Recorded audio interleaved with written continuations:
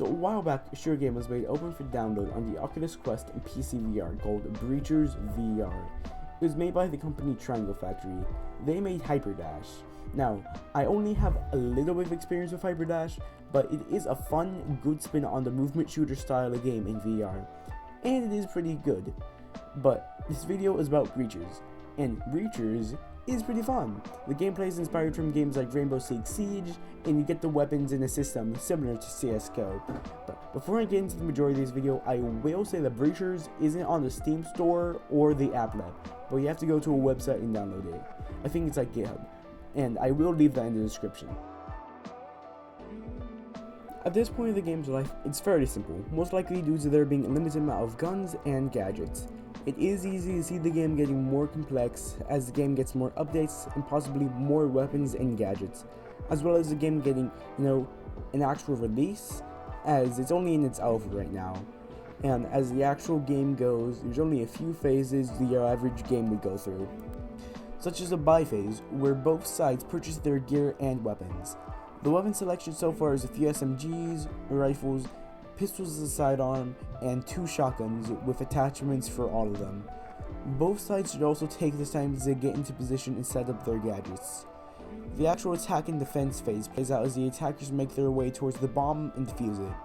The defenders obviously have to stop this by letting the bomb go off.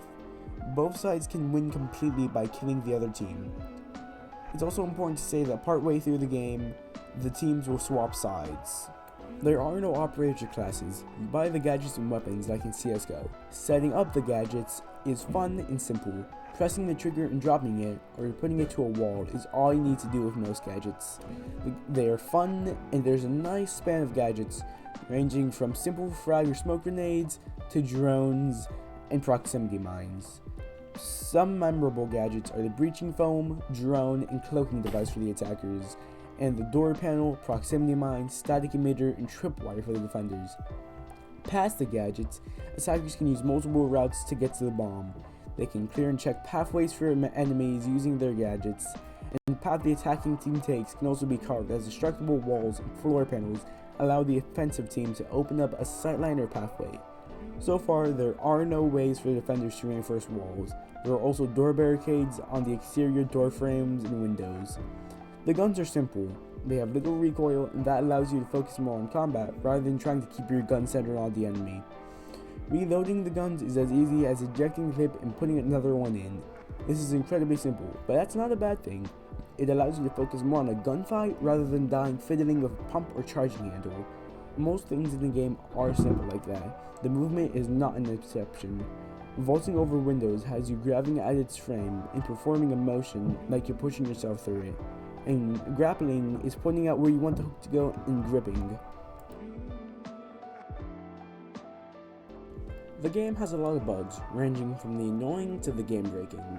There are loading glitches, weapon problems, and throwables like grenades and shock mines stutter in the air before actually being thrown.